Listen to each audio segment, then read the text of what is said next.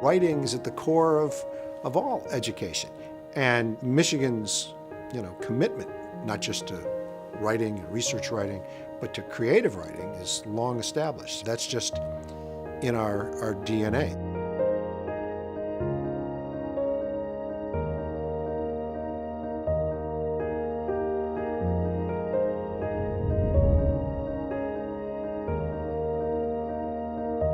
In 1857, President Tappan basically threw the students off the campus. There were no dorms. So we had no dormitories on this campus from 1857 until about 1915. Well, what that meant was there was a lot of self-organized student life. One of the really important pieces of all this on the academic side were literary clubs. This is what led, frankly, to the yearbook and to the daily and these kinds of publications by the students were these student literary societies that really kind of cultivated writing and speaking. A lot of people have come to the Daily and fallen in love with journalism or fallen in love with activism or particular ideas. Tom Hayden is the first person that comes to mind for me, but a lot of Pulitzer Prize winners, most recently Stephen Henderson at the Detroit Free Press, and so they're definitely very big shoes to fill, but it really gives us a sense, I think, of the weight and importance that we can have both while we're at the Daily and afterwards. Fred Newton Scott is first professor of rhetoric here. It's really kind of the predecessors of journalism in a lot of ways in writing. And so Fred Newton Scott wrote some very important works about the writing, how you teach students to write. I can imagine having read some of Fred Newton Scott's writings, his textbook on writing, and his principles of what he believed that students needed to be taught and the essence of writing would really inspire Avery Hopwood. Well, the table that I'm sitting in front of is the very table at which Avery Hopwood sat when he was an undergraduate and studying, among other things, playwriting. It's no longer the case that you can routinely get rich on Broadway, but he succeeded beyond, I think, perhaps even his wildest dreams. He wanted to write the great American novel. He never was able to publish it in his lifetime. So there's a sense in which, amid all that success, there was also struggle and frustration. And oddly, that's the thing that humanizes him the most as a writer. At his death, his will acknowledged the University of Michigan and enabled the foundation, or the invention, really then, of this idea of a writing award. I'm able to go pretty much anywhere in the country and talk about the Hopwood Awards. People who have absolutely no affiliation with the University of Michigan know about the Hopwood Awards. Here's this really famous guy who himself was a writer, very successful, on Broadway. So what do we want to do with this legacy? And the idea that this should be a prize for student writing, it was really the kind of capstone of a whole long tradition of writing on the campus. And of course, it motivated many famous people, most perhaps Arthur Miller, who writes about it in his autobiography, what a huge effect winning a Hopwood Prize had on his life.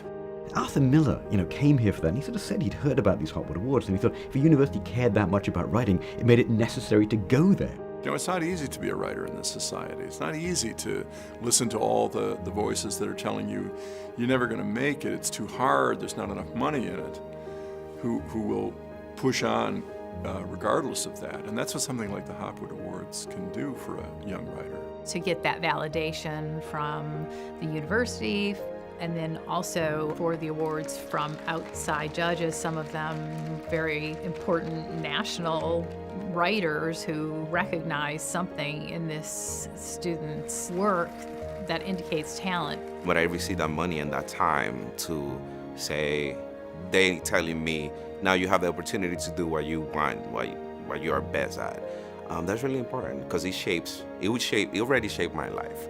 I guess that's really the most special things that I got from the Hopwood Awards and from the University of Michigan, that now I am a writer and I want to be a writer for life. A lot of people on our staff value the existence of that award because it gives them some encouragement and support as they consider whether or not they can make a career out of their writing. Hopwood not merely decided to enable student writing by honoring it and offering prizes for it, but he did particularly stress the new, the unusual, even the radical. The idea has always been the unusual.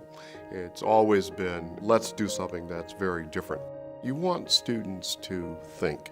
You want them to do new things. You want them to explore boundaries.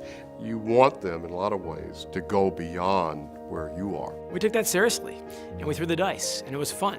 And if you can't throw the dice here, where are you going to throw them?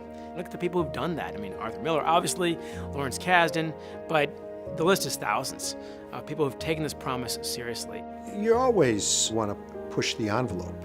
And again, that goes to the mission of the university as a change agent. Michigan's got dozens, if not hundreds, of these, I would call them pocket programs, riddled throughout the university that are these fabulous little gems that a lot of folks don't know about, but those who do revere them and know how special and great they are. Knight-Wallace for me is one of those programs. What Knight-Wallace does for you is give you 8 months on campus to take any class you want. Override law, medicine, business, you name it, you can do it. They are great to have in the classroom because what they bring is a wealth of experience. The promise to the mid-career journalist is the same promise that an undergraduate gets. What are you interested in? Whatever it is, it's right across the street. And somebody with international credentials will actually help you learn it. And that's why so many books have come out of that program. We've had fabulous writers come out of the University of Michigan. Novelists, poets, screenwriters. You'll find them throughout society. Nobody becomes a writer if they don't believe there is somewhere on their bookshelf a gap where their book belongs. There's always that odd element of ego, and you don't want to beat that out of them. That's going to serve them well. You have to believe that you have something to say, something new to say that's not been said.